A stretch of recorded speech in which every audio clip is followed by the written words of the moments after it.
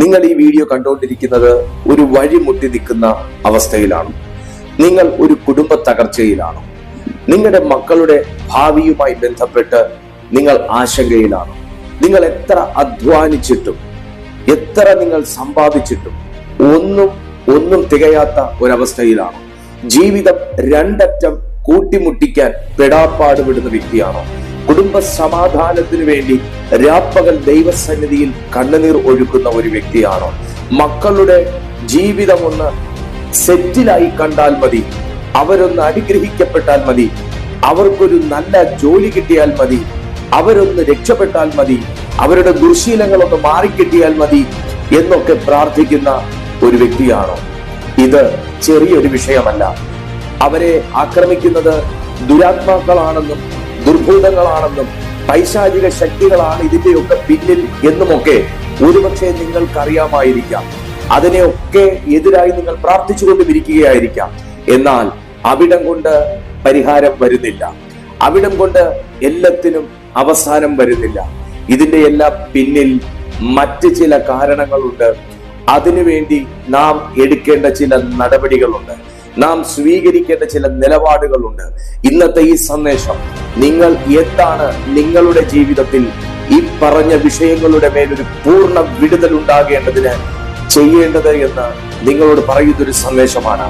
ഭാര്യ ഭർത്താക്കന്മാർ തമ്മിലുള്ള നിരന്തരമായ വഴക്കുകൾ, വീടുകൾക്കകത്തുള്ള കമ്മ്യൂണിക്കേഷൻ ഗ്യാപ്പുകൾ, ഇതിന്റെ എല്ലാം പിന്നിൽ വെറും ദുരാത്മാക്കളല്ല, അതിനപ്പുറമായി ചില ആഴത്തിലുള്ള സംഭവങ്ങളുണ്ട്. ഇന്നതിനെ വേരോടെ പിഴുതെടുക്കുവാൻ ദൈവത്തിന്റെ പരിശുദ്ധാത്മാവ് നിങ്ങളെ അധികാരപ്പെടുത്തുന്ന ദിവസമാണ്. അല്പം പോലും സമയം പാഴാക്കാതെ പൂർണ്ണമായി ഈ സന്ദേശത്തിലേക്ക് നിങ്ങളുടെ ഹൃദയത്തെ സമർപ്പിക്കുക. പരിശുദ്ധാത്മാവ് നിങ്ങളുടെ ജീവിതത്തിൽ ഒരത്ഭുതം ചെയ്യാൻ പോകുന്ന ദിവസമാണ്. ജീവിതത്തിൽ പ്രശ്നങ്ങളില്ലാത്ത ആരുമില്ല, പ്രതിസന്ധികൾ അനുഭവിക്കാത്തവരായി ആരുമില്ല, തടസ്സങ്ങൾ ഉണ്ടാകാത്തവരായി ആരുമില്ല, നഷ്ടങ്ങൾ ഉണ്ടാകാത്തവരായി ആരുമില്ല, പിണങ്ങാത്തവരായി ആരുമില്ല, വഴക്കിടാത്തവരായി ആരുമില്ല.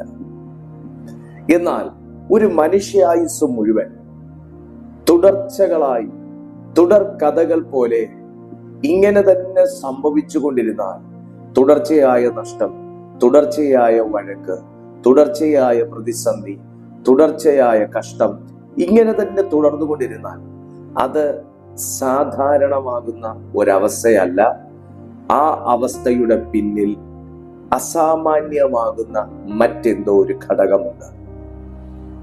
ഇന്ന് നിങ്ങൾ ഒരു കുടുംബ പ്രതിസന്ധിയിൽ നിൽക്കുകയാണെങ്കിൽ, ഒരു കുടുംബ പ്രശ്നത്തിൽ നിൽക്കുകയാണെങ്കിൽ, നിങ്ങൾ മക്കളുടെ ഭാവിയുമായി ബന്ധപ്പെട്ട് ഒരു പ്രതിസന്ധിയിലാണെങ്കിൽ, നിങ്ങളുടെ ജീവിതത്തിൽ ഇതുവരെ നിങ്ങളുടെ കോളിംഗ് എന്താണ് എന്ന് കണ്ടുപിടിക്കാൻ പറ്റിയിട്ടില്ല എന്നുണ്ടെങ്കിൽ, നിങ്ങൾക്കൊന്നും ആകാൻ കഴിഞ്ഞിട്ടില്ല എന്നുണ്ടെങ്കിൽ, നിങ്ങൾ സമാധാനം എന്തെന്നറിഞ്ഞിട്ട്, സന്തോഷം എന്തെന്നറിഞ്ഞിട്ട്, സ്വസ്ഥത എന്തെന്നറിഞ്ഞിട്ട്, സുഖമായി ഒന്ന് ഉറങ്ങിയിട്ട് വർഷങ്ങൾ ഏറെയായി എങ്കിൽ, ഇന്നത്തെ ഈ സന്ദേശത്തിൽ നിങ്ങൾക്ക് എടുക്കുവാനുള്ള ഒത്തിരി കാര്യങ്ങളുണ്ട്, നിങ്ങൾ മനസ്സിലാക്കാനുള്ള ഒത്തിരി കാര്യങ്ങളുണ്ട്.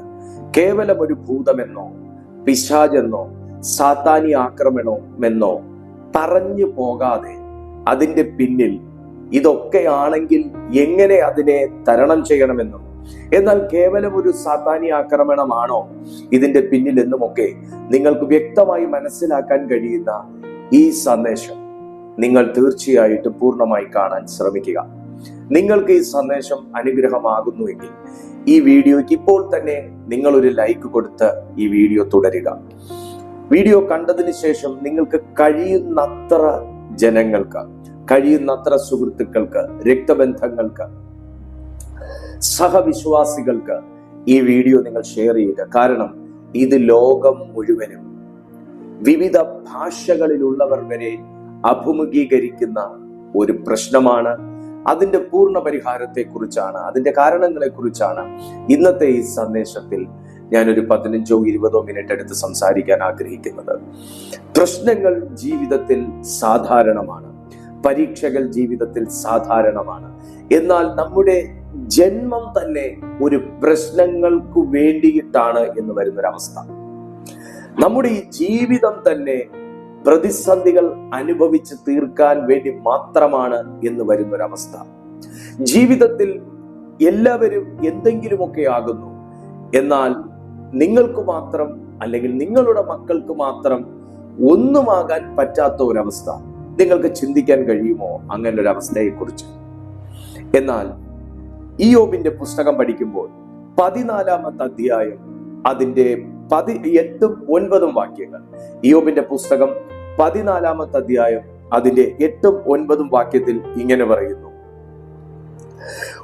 അതിന്റെ 7ഉം 8ഉം 9ഉം നമുക്ക് ചേർത്ത് വായിക്കാം. 7ഉം 8ഉം 9ഉം നമുക്ക് ചേർത്ത് വായിക്കാം. കഴിയുമെങ്കിൽ നിങ്ങൾ ഈ റെഫറൻസുകളൊന്ന് യൂട്യൂബിന്റെ കമന്റ് ബോക്സിൽ ഒന്ന് ഇടണമേ.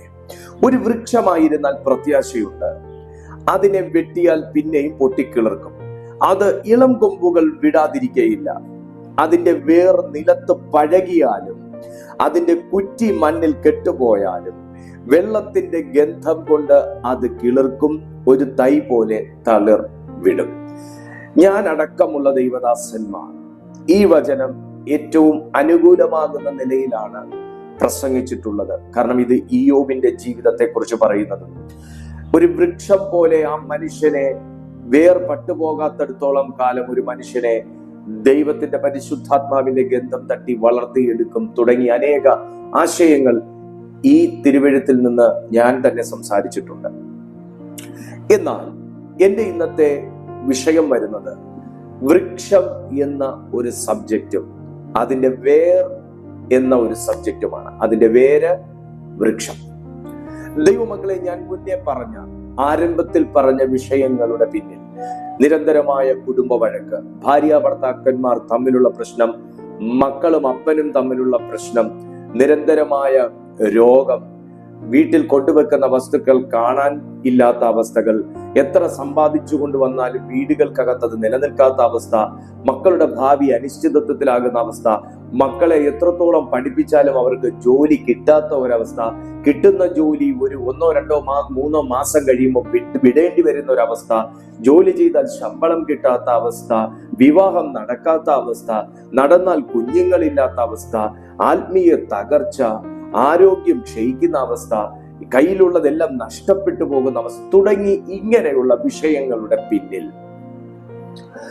ഒരു സാത്താനീയമാകുന്ന ആക്രമണം എന്നതിലുപരി അവിടെ സാത്താൻ കൊണ്ട് നട്ട ഒരു വൃക്ഷത്തിന്റെ വേര് ഏറ്റവും ആഴെ കിടക്കുകയാണ്. നിങ്ങൾ ഒരു കാട് വെട്ടാൻ ഇറങ്ങിക്കഴിഞ്ഞാൽ നിങ്ങൾ അതിന്റെ ഉപരിതലം വെച്ച് അതിന്റെ തണ്ട് വെച്ച് വെട്ടി വെട്ടി വെട്ടി മാറ്റും.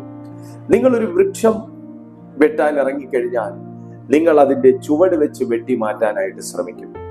എന്നാൽ ഏറ്റവും ആഴത്തിൽ കിടക്കുന്ന വേരുകളെ കുറിച്ച് പലപ്പോഴും മനുഷ്യർ ചിന്തിക്കാറില്ല. എന്നാൽ ഇന്നത്തെ ഈ മെസ്സേജിലൂടെ ഞാൻ ദൈവത്തിന്റെ ആത്മാവിൽ നിങ്ങളെ ശുശ്രൂഷിക്കുമ്പോൾ നിങ്ങളുടെ ജീവിതത്തിൽ നിങ്ങൾ ഇന്ന് ഫേസ് ചെയ്തുകൊണ്ടിരിക്കുന്ന വിഷയങ്ങളുടെ വേരുകളിലേക്കാണ് ഈ സന്ദേശം നിങ്ങളെ കൊണ്ടുപോകുന്നത്. വേരുകളിലേക്ക്. ഇയ്യോബിന്റെ പുസ്തകം തന്നെ പറയുന്നു, ഒരു വൃക്ഷം വെട്ടിയാൽ അത് പിന്നെയും പൊട്ടിക്കിളിർക്കും. അതിന്റെ വേർ നിലത്ത് പഴകിയാലും അതിന്റെ കുറ്റി മണ്ണിൽ കെട്ടുപോയാലും വെള്ളത്തിന്റെ ഗന്ധം കൊണ്ട് അത് തളിർക്കും. വെള്ളത്തിന്റെ ഗന്ധം കൊണ്ട് തളിർക്കും. കുടുംബങ്ങളെ മാത്രം ഫോക്കസ് ചെയ്യുന്ന, കുടുംബങ്ങളെ മാത്രം ടാർഗറ്റ് ചെയ്യുന്ന ഒരു ഡിമോണിക് സ്പിരിറ്റ് ഉണ്ട്. ഒരു ഡിമോണിക് സ്പിരിറ്റ് ഉണ്ട്.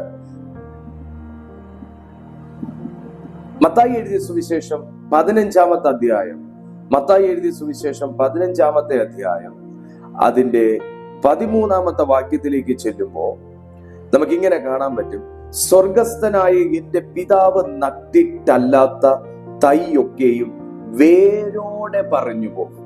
ശ്രദ്ധിച്ചു കേൾക്കണമേ. സ്വർഗസ്ഥനായ എന്റെ പിതാവ് നട്ടിട്ടല്ലാത്ത തൈയൊക്കെയും വേരോടെ പറഞ്ഞു പോകും. ദൈവം പ്ലേസ് ചെയ്യാത്തതെല്ലാം നാം നമ്മുടെ ജീവിതത്തിൽ നിന്ന് നീക്കം ചെയ്യുമ്പോൾ അതിന്റെ വേരോടെ എടുത്തു മാറ്റാൻ ദൈവത്തിന്റെ വചനം തന്നെ നമ്മെ ഉപദേശിക്കുകയാണ്. ദൈവമക്കളെ, ഏദനിൽ ദൈവം മനുഷ്യനെ ഏകനായിരിക്കുന്നത് നന്നല്ല എന്ന് കണ്ട് ആദമിന് തക്കതായ ഒരു തുണയായ ഹവ്വായെ ദൈവം തന്നെ ഒരുക്കിക്കൊടുത്തു.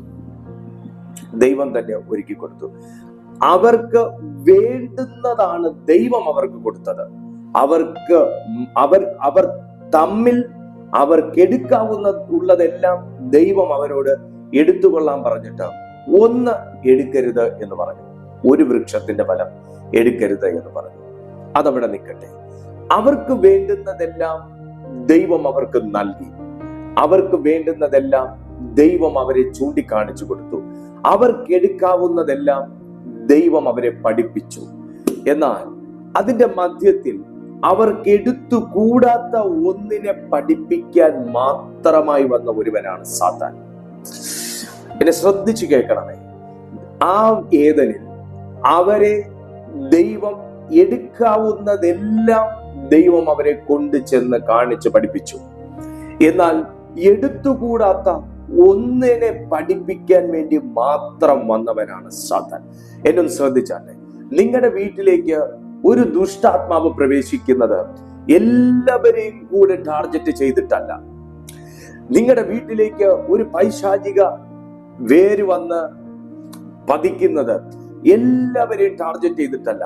നിങ്ങളുടെ വീട്ടിലുള്ള ഏതെങ്കിലും ഒരു ബലഹീനനെ നോക്കിയായിരിക്കും, ഏതെങ്കിലും ഒരു ഡോർ നോക്കിയായിരിക്കും, ഏതെങ്കിലും ഒരു ഓപ്പൺ ഡോർ നോക്കിയായിരിക്കും പൈശാചിക ആക്രമണങ്ങൾ, സാത്താനിക ശക്തികൾ, പാരമ്പര്യമാകുന്ന ശാപങ്ങൾ നിങ്ങളിലേക്ക് വരുന്നത് ഒരു വ്യക്തിയെ നോക്കിയിട്ടായിരിക്കും. നിങ്ങളൊന്ന് ശ്രദ്ധിക്കണമേ. ദൈവം എല്ലാം പഠിപ്പിച്ചു. എന്നാൽ സാത്താൻ ഒന്ന് മാത്രം പറയാൻ വേണ്ടിയിട്ടാണ് ആ ഏദനിലേക്ക് വന്നത്. ഒരു ദൈവികമല്ലാത്ത കാര്യം നമ്മുടെ ജീവിതത്തിൽ നിന്ന് എടുത്തു കളയുമ്പോൾ അത് വേരോടുകൂടെ എടുത്തു കളയണം എന്ന് ദൈവത്തിന്റെ വചനം നമ്മെ പഠിപ്പിക്കുന്നു. നിങ്ങളുടെ വീട്ടിൽ ഒരു സാത്താനിക വേരുണ്ട് എന്നുള്ളതിന്റെ അടയാളങ്ങൾ എന്താണ് എന്ന് പറഞ്ഞതിന് ശേഷം ഇതിന്റെ വേര് എങ്ങനെ പറിച്ചെടുക്കണം എന്ന് ഞാൻ നിങ്ങളോട് പറയാം. എന്താണ് ഒരു വ്യക്തിയുടെ വീട്ടിൽ പൈശാചിക ആക്രമണം എന്നതിനേക്കാൾ അപ്പുറമായി പൈശാചികമാകുന്ന വേരുകൾ നിങ്ങളുടെ ജീവിതത്തിൽ ഉണ്ടോ എന്നുള്ളതിന്റെ അർത്ഥം ഞാൻ തുടക്കത്തിൽ പറഞ്ഞു കഴിഞ്ഞു. അടിക്കടി ഉണ്ടാകുന്ന കുടുംബ വഴക്ക്, ഭാര്യ ഭർത്താക്കന്മാർ തമ്മിൽ നിരന്തരം വഴക്കുണ്ടാകുക, അവർ ഇന്ന് ഇണക്കമായിരിക്കുമെങ്കിൽ നാളെ പിണക്കമായിരിക്കുന്ന അവസ്ഥ, 2 ദിവസം സന്തോഷമായിരിക്കുമെങ്കിൽ 7 ദിവസം വഴക്കായിരിക്കുന്ന അവസ്ഥ, മക്കൾ നല്ല രീതിയിൽ പഠിച്ചുകൊണ്ടിരുന്ന മക്കൾ വേഗത്തിൽ പഠനത്തിൽ നിന്ന് കീഴ്പോട്ട് പതിക്കുന്ന അവസ്ഥ, നല്ല രീതിയിൽ മാർക്ക് വാങ്ങിക്കൊണ്ടിരുന്ന കുഞ്ഞ് എത്ര ശ്രമിച്ചിട്ട് മാർക്ക് വാങ്ങാത്ത അവസ്ഥ, എപ്പോഴും പഠിക്കുന്ന കാര്യത്തെക്കുറിച്ച് മാത്രം സംസാരിക്കുകയും താല്പര്യമുണ്ടായിരുന്നതുമാകുന്ന കുട്ടി പഠിത്തം എന്ന് പറയുന്ന ഒരു മേഖല തന്നെ വെറുത്തു പോകുന്ന ഒരവസ്ഥ, നല്ല സ്വഭാവത്തിൽ നിന്നൊരു വ്യക്തി പെട്ടെന്ന് വേറൊരു ക്യാരക്ടറായി, വേറൊരു വേർഷനായി തന്നെ മാറുന്ന, വീട്ടുകാർക്ക് പോലും മനസ്സിലാകാത്തൊരു സ്വഭാവത്തിലേക്ക് തിരിയുന്ന ഒരവസ്ഥ, നന്നായി കുടുംബം നോക്കിക്കൊണ്ടിരുന്ന ഭർത്താവ് വേഗത്തിൽ അതിൽ നിന്നൊക്കെ മാറുന്ന ഒരവസ്ഥ, കുടുംബസ്ഥനായി ജീവിച്ചുകൊണ്ടിരുന്ന വ്യക്തിക്ക് മറ്റു പരസ്ത്രീകളുമായി ബന്ധമുണ്ട് എന്ന് വാർത്തകൾ അറിയുന്ന അവസ്ഥ, ആ മനുഷ്യൻ പോലും അറിയാതെ ആ മനുഷ്യനെ മറ്റൊരു വ്യക്തിത്വമായി മാറ്റുന്ന ഒരവസ്ഥ, പ്രതീക്ഷയോടുകൂടി അന്യനാട്ടിൽ ജോലി കിട്ടി എന്ന് പറഞ്ഞു പോകുന്നു, അവിടെ ചെല്ലുമ്പോൾ അത് പ്രവേശിക്കാൻ സാധ്യമല്ല എന്നറിയുന്ന ഒരവസ്ഥ.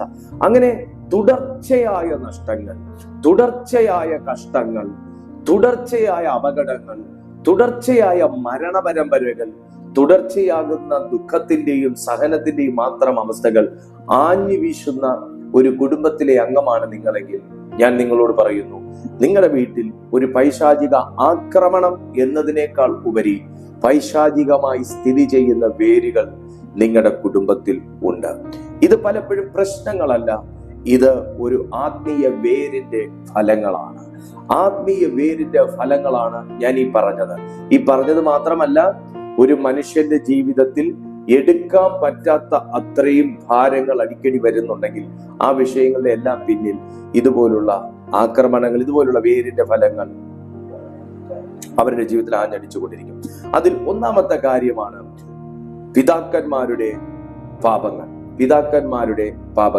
ലേവ്യരുടെ പുസ്തകം അതിന്റെ 26-ാമത്തെ അധ്യായത്തിലേക്ക് നാം പോകുമ്പോൾ 39ഉം 40ഉം വാക്യങ്ങൾ വായിച്ചാൽ ഇങ്ങനെ കാണാം: നിങ്ങളിൽ ശേഷിച്ചിരിക്കുന്നവർ ശത്രുക്കളുടെ ദേശത്ത് വെച്ച് തങ്ങളുടെ അകൃത്യങ്ങളാൽ ക്ഷയിച്ചു പോകും. തങ്ങളുടെ പിതാക്കന്മാരുടെ അകൃത്യങ്ങളാലും അവർ അവരോടുകൂടെ ക്ഷയിച്ചു പോകും.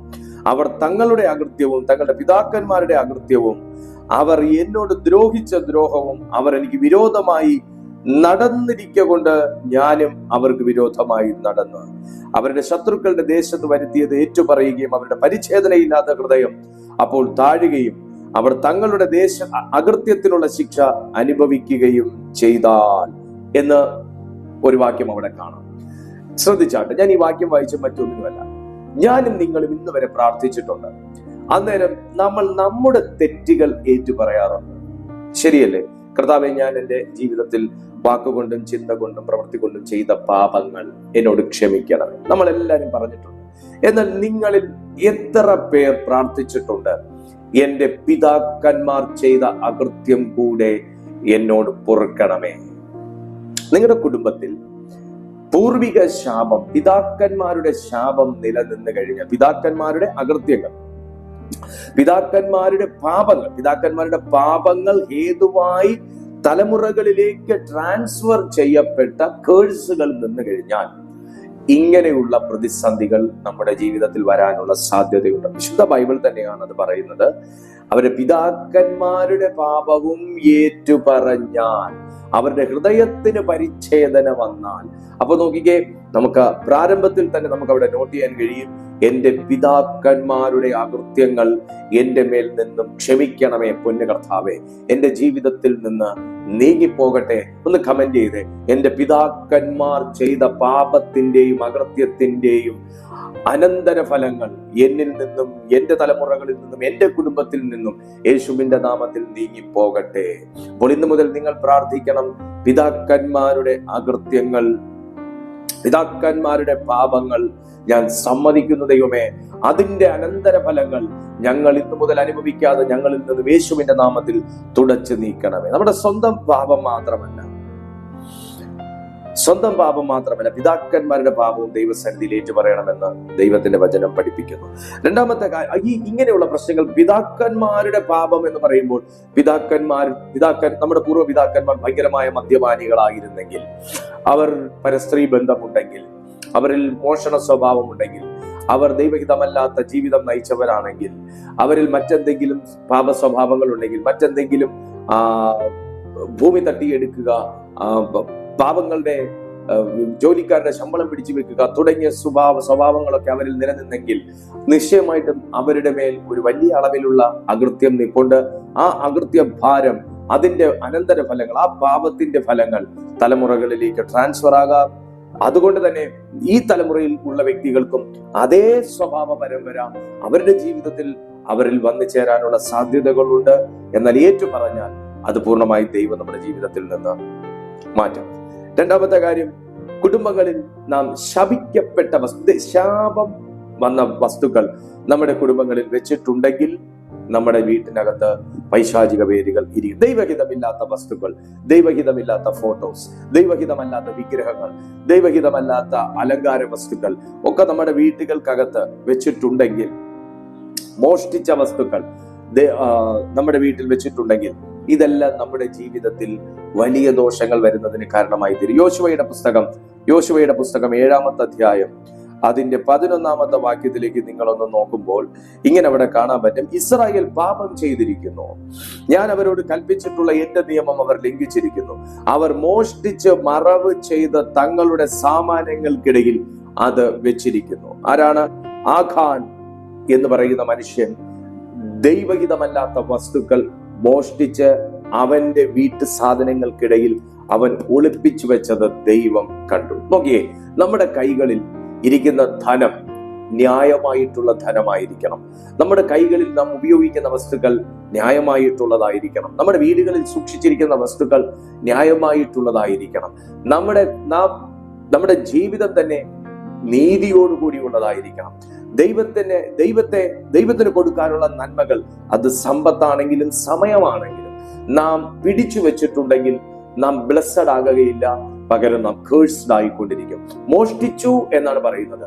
ദൈവത്തിന് കൊടുക്കാനുള്ള ടൈത്ത്, ദൈവത്തിന് കൊടുക്കാനുള്ള ദശാംശം, ഓഫറിംഗ്, ദൈവത്തിന് കൊടുക്കാനുള്ള സമയം, ദൈവത്തിന് കൊടുക്കാനുള്ള സ്നേഹം, ദൈവസന്നിധിയിൽ നാം സ്പെൻഡ് ചെയ്യേണ്ടതിനെ നാം മറവ് ചെയ്തു വെച്ചാൽ, ദൈവം സ്നേഹിക്കുന്ന മനുഷ്യർക്കുള്ളതിനെ നാം പിടിച്ചു വെച്ചാൽ, ലോകത്തിൽ അധ്വാനിക്കുന്ന മക്കൾക്കുള്ള അംശത്തെ നാം പിടിച്ചു വെച്ചാൽ, നാം സാമ്പത്തികമായി പ്രോസ്പർ ആകുകയില്ല, മറ്റെല്ലാ രീതിയിലും നാം പ്രോസ്പർ ആകുകയില്ല.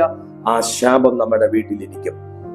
ആ പൈസ കൊണ്ട് നമ്മൾ എന്തെങ്കിലും വാങ്ങി വീട്ടിൽ വെച്ചാൽ അതൊരു പൈശാചിക അവകാശ വസ്തുവായി അത് മാറുന്നു. അങ്ങനെ നിങ്ങളുടെ വീടുകൾക്കകത്ത് ദൈവഹിതമില്ലാത്ത വസ്തുക്കൾ എന്തെങ്കിലും ഉണ്ടെങ്കിൽ, ദൈവഹിതമല്ലാത്ത ഫോട്ടോസ്, ദൈവഹിതമല്ലാത്ത വസ്തുക്കൾ, ദൈവഹിതമല്ലാത്ത അലങ്കാര വസ്തുക്കൾ, ദൈവഹിതമല്ലാത്ത വിഗ്രഹങ്ങൾ, അങ്ങനെ എന്തെങ്കിലും, ബൈബിൾ അരുത് എന്ന് പറയുന്നത്, ഞാൻ എങ്ങനെയാണ് പറയുന്നത്, ബൈബിൾ അരുത് എന്ന് പറയുന്നത് എന്തെങ്കിലും നിങ്ങളുടെ വീടുകളിൽ നിങ്ങൾ സൂക്ഷിച്ചിട്ടുണ്ടെങ്കിൽ അതൊരു ഓപ്പൺ ഗേറ്റ് ആണ്.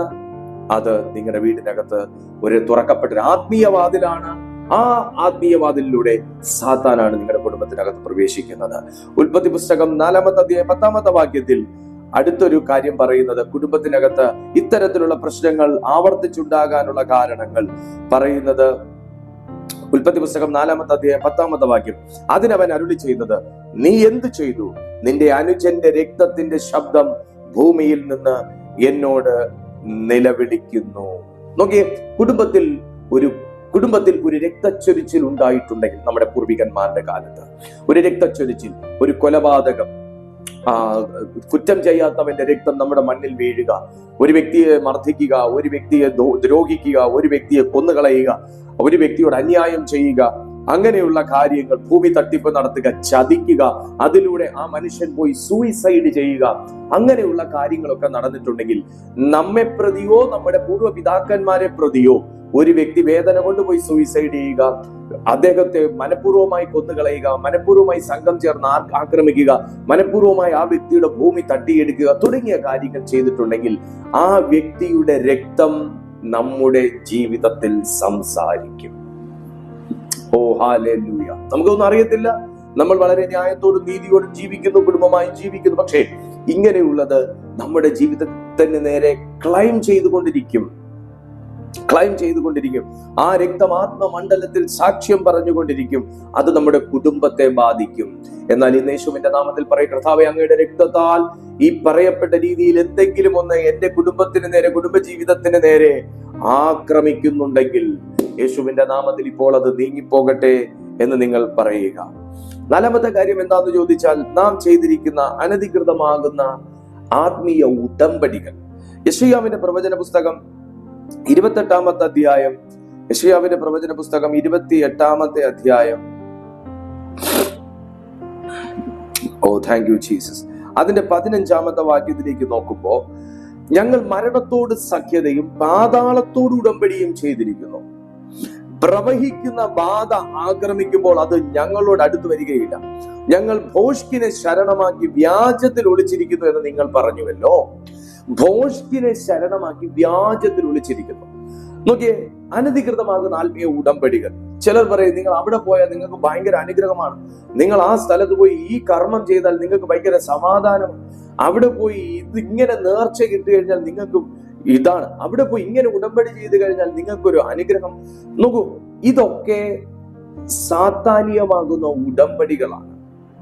വചനം യെശയ്യാവിൽ പറയുന്നു, ഞങ്ങൾ ഭോഷ്കിനെ ശരണമാക്കി എന്ന് പറഞ്ഞാൽ വ്യാജത്തെ ശരണമാക്കി, കള്ളത്തരത്തെ ശരണമാക്കി വ്യാജത്തിൽ ഒളിച്ചിരിക്കുന്നു എന്ന് നിങ്ങൾ പറഞ്ഞുവല്ലോ. ഇതൊക്കെ താൽക്കാലികമാണ് എന്ന് മാത്രമല്ല, നിങ്ങളുടെ ജീവിതത്തിൽ ഭിന്നത്തിൽ സർപ്പം പോലെ തിരിഞ്ഞു കടിക്കുന്ന മഹാവിപത്തുകൾ കൊണ്ടുവരുന്ന സംഗതിയും കൂടെയാണ് ദൈവഹിതമല്ലാത്ത ആത്മീയ ഉടമ്പടികൾ. ഞാനൊന്നും എടുത്തെടുത്ത് പറയുന്നില്ല, ഞാൻ പറയുമ്പോൾ തന്നെ നിങ്ങൾക്കറിയാം, ദൈവഹിതമല്ലാത്ത ചില കാര്യങ്ങളിൽ പോയി ആശ്രയിച്ച് അതിലൂടെ പരിഹാരം കൊണ്ടുവരാൻ ആരെങ്കിലും പോയിട്ടുണ്ടെങ്കിൽ ദൈവത്തോട് ക്ഷമ പറയുക, കർത്താവേ, ഞാൻ ഇങ്ങനെ ഒരു പാപം ചെയ്തു, അതെന്റെ ജീവിതത്തിൽ വാദിക്കരുതേ, എന്നോട് ക്ഷമിക്കണമേ എന്ന് പറഞ്ഞാൽ നിങ്ങൾ ദൈവത്തോട് മാപ്പ് ചോദിക്കുക. ചില രക്ത ഉടമ്പടികൾ വരെ ചെയ്യുന്ന സ്ഥലങ്ങളുണ്ട്. അവർ പറയുന്ന കാര്യങ്ങളെല്ലാം ഇരിക്കുന്ന പൈസയും കൊടുത്ത് അവർ പറയുന്ന കാര്യങ്ങളും ചെയ്ത് രക്ത ഉടമ്പടികൾ വരെ ചെയ്യുന്ന കാര്യങ്ങളുണ്ട്. വളരെ വലിയ ദോഷമാണ്. കാരണം നമുക്ക് വേണ്ടി രക്തം ഒരുവൻ കൊടുത്തു കഴിഞ്ഞു. അതിലും വലിയ രക്തം പിന്നെ ഇനിയില്ല, ഇനി മേലാലും വരാനില്ല, ഇതിനു മുന്നേ ഉണ്ടായിട്ടുമില്ല.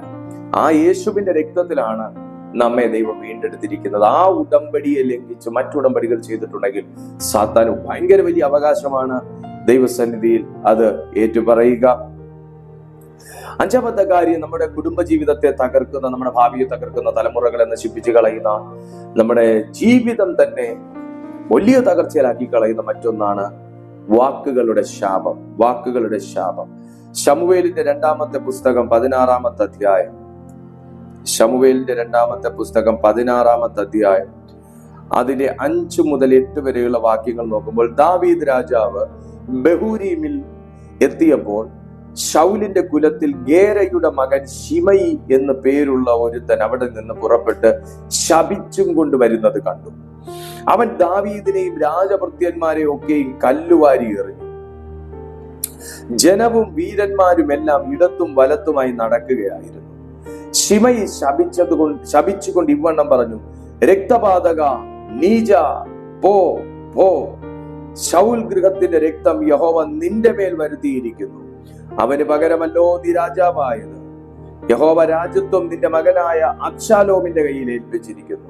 നീ രക്തപാതകനായിരിക്കിയാൽ ഇപ്പോൾ ഇതാ നിന്റെ ദോഷത്തിന്റെ ഫലം നിനക്ക് വന്ന് ഭവിച്ചിരിക്കുന്നു. നിനക്ക് വന്ന് ഭവിച്ചിരിക്കുന്നു. നിനക്ക് വന്ന് ഭവിച്ചിരിക്കുന്നു.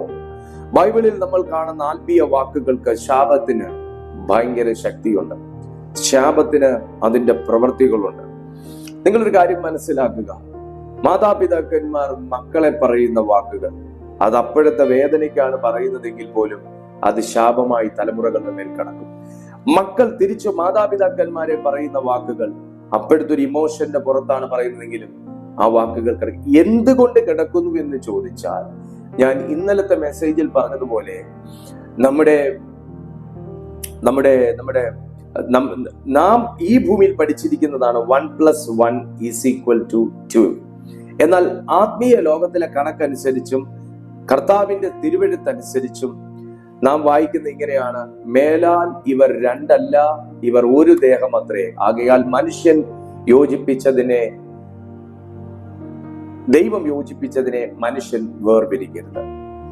ദൈവവചനത്തിന്റെ കണക്കനുസരിച്ച് 1+1 = 1 ആണ്. മേലാൽ രണ്ടല്ല, ഒന്നത്രേ. 1+1 = 1. അത് ദൈവവചനത്തിന്റെ കണക്ക്.